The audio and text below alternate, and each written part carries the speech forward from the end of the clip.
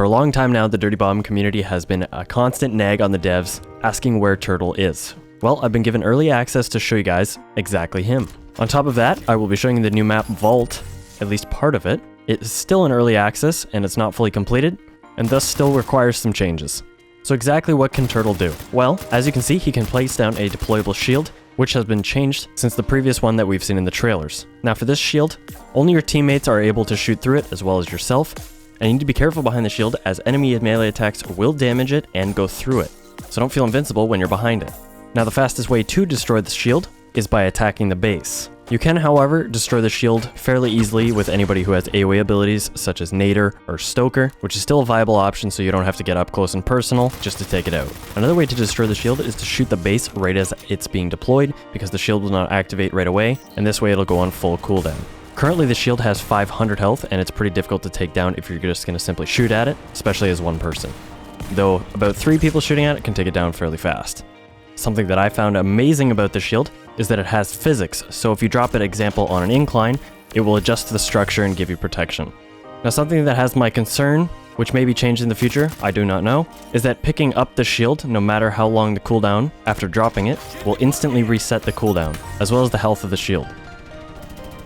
Now something else that caught my attention is that you're able to place the shield in front of an MG turret. Currently I think this is a little bit too strong, as MG turrets alone are already very viable, but there's no current changes coming right now and it will be reviewed in the future if necessary.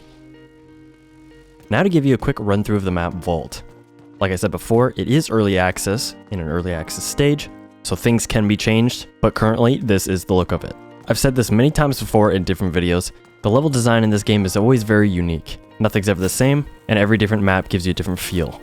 Now this little room here, after you fix the generator, opens up, and if you manage to get trapped in there when somebody destroys the generator, you're gonna die. Now running past the first objective here, you go more towards the defender spawn. It is fairly close to the first objective, so you're gonna have to be careful and make sure you're defending correctly, as it's pretty open. And up here is where the MG turret is, as well as a bridge that you can repair the generator, so it makes it easier for attackers to get across.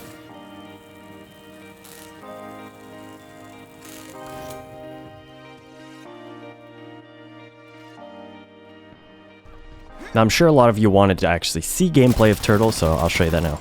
In my opinion, he's gonna be the type of merc that changes the way the game is played.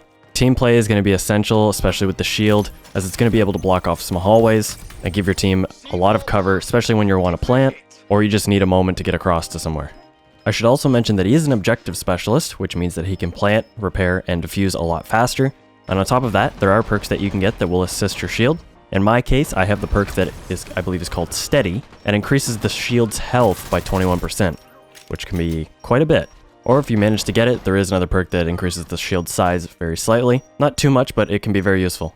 It's going to be very interesting to see how he's played when he finally comes into the game, because he's going to be able to block off certain routes, defend from certain angles safely, as well as help out your teammates. Example, facilities, any snipers. They're going to be more lethal than ever, so having, example, a Stoker or a Nader on your team is going to be a lot more viable than ever, but now they're going to have to think about how they're going to use their abilities rather than just spamming them. So overall, there's going to be a lot more to think about when he's on the enemy team. More than ever, Phantom's going to be annoying because he's going to be able to take down the shields very simply if he can manage to sneak in, which, let's be honest, is Phantom. It's not going to be that hard.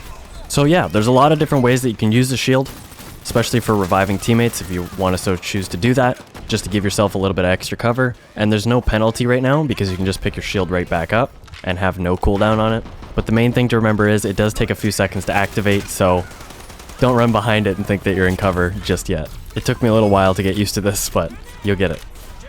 Lastly, I just wanted to thank the Dirty Bomb dev team, allowing me access to show you guys this early content. This is not a sponsored video, as I feel I should make that clear. It's going to be interesting to see how he's played when he's released and how he affects the game. I'm looking forward to it. Hope you guys enjoyed the video, and I'll catch you guys in the next one.